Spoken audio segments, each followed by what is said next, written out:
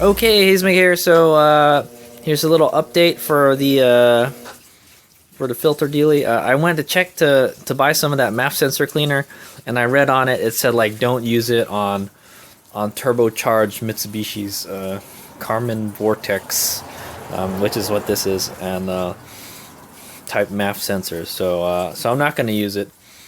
What we'll do is we'll get some electronics cleaner spray, and we'll spray it on the outside. I don't think they want you spraying it on the inside. So it looks pretty clean. We can just get a air compressor and blow it very carefully to get some dust out of there, and then clean some of this dirt. Oh, I don't know what's up with all this dirt all over it. And then we'll go ahead and seal this part here, just for fun. and then we still got to oil this, and then we're gonna go wash. What I'm gonna do right now, since the sun is kind of up a little bit, I'm going to go wash that cover right there. So, okay, real simple. I'm just going to use some of this Turtle Wax car wash soap, and then we're just going to wet this, and then get a brush and scrub it. And that's it. So, should be easy to clean. I'm surprised how clean the outside is compared to the inside. The inside looks kind of dirty.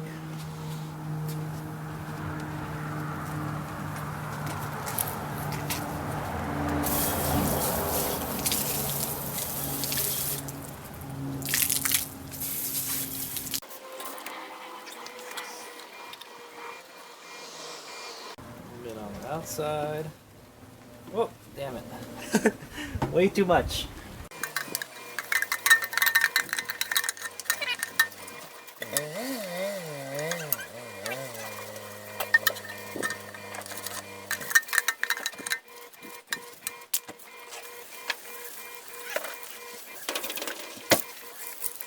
Alright, so if you're wondering how this guy works, this one is a little different. There's no screws on it.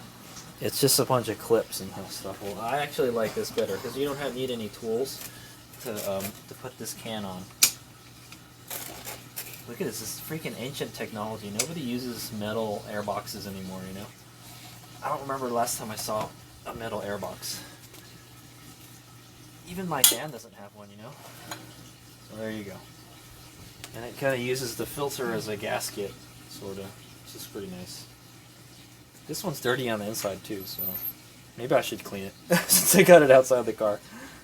But one thing I want to make sure is, before we put it on, is if this will work with the 3G MAF also. So you can see. This style is different from that style. The way the snorkel goes out, it's different. And I've cut the brackets off of this one too. So, but this one is a little bit bigger. I think this one's a little smaller. This one just kind of has a pipe that comes out, you know, for the snorkel, and this one kind of has this thing that goes out and then just straight out from the side. So I don't think it needs either one, because really these intakes were not used in the Galant. That's what I'm gonna say. All right, but if we were to put this in here, would it work? Yes, it would. They're the same exact dimensions and everything. Sort of, kind of. So, yeah, if we wanted to use this, we could. The only thing we have to do is drill holes. We'd have to drill holes here so the screws would go in, basically. But yeah, I'm thinking there should be some kind of gasket here, but it doesn't matter because the filter is inside. The filter is internal. It's already sealed right here, so we don't need to have a gasket like this one here. Okay, and that filter looks pretty clean. See, it's not bad. I've had that on there for a little bit, and the filter looks pretty good. That's what I want to say. It's a good old K&N filter. So, I'm kind of a fan of this rather than just leaving it open like that. I have another intake that's just a ring. It's just a ring that goes around this, and then it leaves it open. But for performance purposes, this is probably better, just open like that. But I think if you're just gonna, for everyday driving and stuff, this is what you want. You don't want, because the dust and stuff, it collects on the filter and stuff, and it makes it dirty. So I know it's a K&N filter, and you can clean it almost an infinite amount of times, but yeah. So yeah, so we could actually use this with this right here. if we wanted to, but it's a little bigger. I think we're gonna go with the other one. So, all right, here's we go. So that is the we're cleaning the can. All right. Okay, so one thing also you might want to note is like this filter doesn't have any kind of oil on it, man. There's no oil on it whatsoever. It's just dry. It is a little bit dirty too. I see some dirt. Maybe we should just clean it. There's some dirt in a couple places. Maybe we'll just clean it. Since we're cleaning it, I'm just gonna clean it. It doesn't matter. It's not gonna reduce its life or anything. But yeah, it should be a little bit like dark colored, kind of like this. It should be like a red color. Is what the filter should look like. So it's kind of got like a brown kind of tint to it. This is just white, so this should actually be red because the Canon filter oil is red. So we're gonna go ahead and oil that. I'm gonna go ahead and just wash it too. So, all right. So you guys will get a video of me washing it right now. Pretty easy to wash Canon filters. So I've got the Canon Power Clean stuff here. You can buy them separately, or you can buy it in a little kit. Usually when I run out of one, I just buy what I need. Usually it's the cleaner that runs out first before the oil. Okay, so the first thing to do is to spray it. You spray it. Let's make sure this is nice and clean. I don't want to get it on that nice filter that's in there. I should probably clean that too. Okay, just spray it liberally around the filter. Spray everything else. The inside is nice and clean, I might add, so it definitely is doing its job. I'm sure this has got a couple miles in it. So okay, so and then you just let that sit for like 10 minutes, and then we just rinse it out. In the meantime, I'm going to go clean the old air can. Okay. Exactly the same way I cleaned the other one. I just scrub it, This thing weighs a ton, man. This is why they make air boxes out of plastic nowadays, I don't think there's any reason it should be metal like this. It's so heavy. They could have used at least aluminum, right? Aluminum would be a fine material to use. It costs more, but...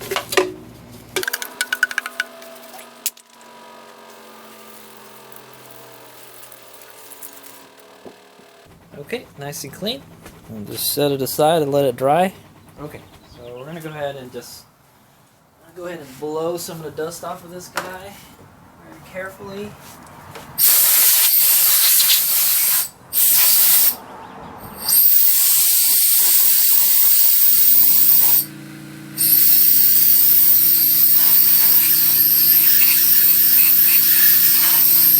Be careful with what's inside. Okay, and then we're gonna go ahead and get some electronic parts cleaner, and we're just going to spray it on the outside. Okay, this is what I'm going to use, QD electronic cleaner. It should be plastic safe, that's a good thing. It leaves no residue. This stuff is almost like the MAF sensor cleaner, but not quite. It has some different ingredients in it. Hopefully it won't damage the gasket stuff here, but I think it should probably be right. Clean the connectors here.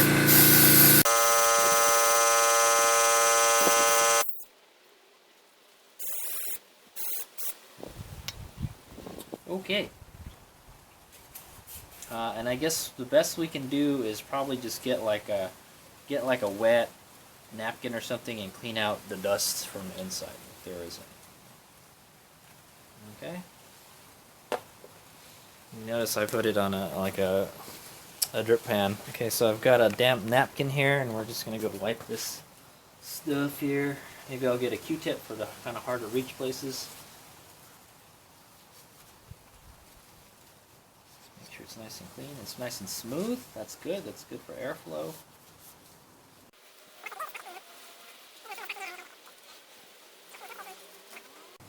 You got to be really careful not to damage that little wire thing there. The wire thingamajigger. There's a little dusty in there. So.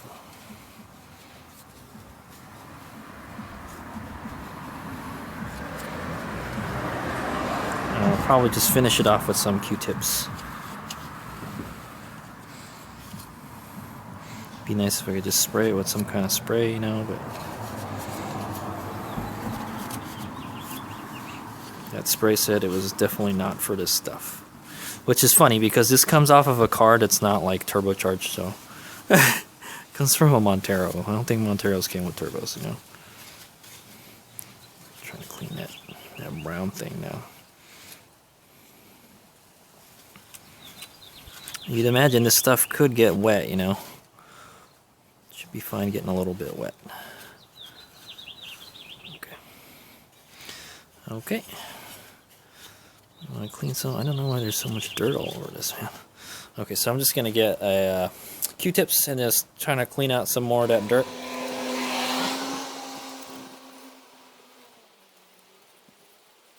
Clean these little nooks and crannies and stuff.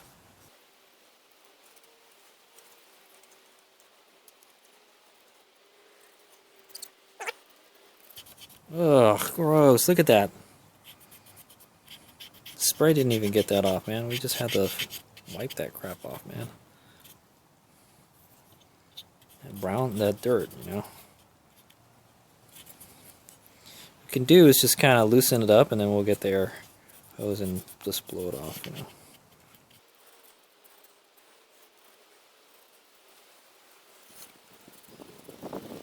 I don't know what all this dirt is, man. It's like mud or something, you know. I'm gonna shoot it with the air gun now. Go ahead and clean the air filter. Probably use a flat one, I guess. So we're gonna rinse from the outside, the inside to the outside first.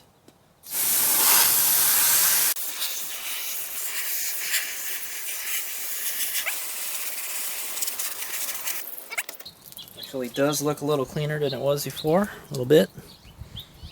So I'm sure there was a couple miles on it. It still looks like it's in great shape, I'll tell you that. I don't know how many miles this was used for, you know, but it looks like it's in good shape. Alright, so we're just going to let that dry with all the other stuff. And so we're pretty much done with the MAF. I've cleaned the MAF as good as I could, dude. I used Q-tips and napkins and wet naps and this electric cleaner spray. The last thing to do would probably be to put, before we connect the 3G MAF into the car, we'll put some dielectric grease on the pins real quick so we don't get any kind of condensation doesn't go in there and start rusting stuff.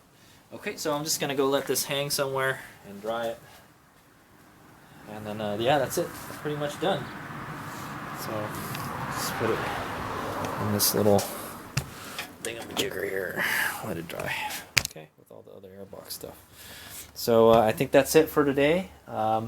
So, in the next clip, we'll put everything back together, and then that'll be it for the MAF. So, I think we're going to go ahead and use it. We're going to try to go ahead and use it as well.